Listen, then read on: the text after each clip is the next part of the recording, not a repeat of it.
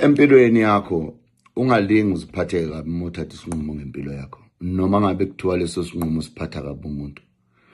Uma ubona isinqumo sithathayo kukusindisa impilo yakho, ukusuka entweni obonayo ukuthi izokuhlukumeza, ukuyekela izinto obonayo ukuthi wena uma uzenza zigcina ziphethe wena kabi, ungayisoli ngokuthatha isinqumo obona ukuthi uma usithatha abantu bazozubuhlungu ngaso okanye bazokhathazeka ngalo myezweni. Kahle kahle akusiwona umthwalo wakho ukuthi ujabulise abantu, akusumsebenzi wakho ukuthi abantu ubajabulise nokuthi bajabule.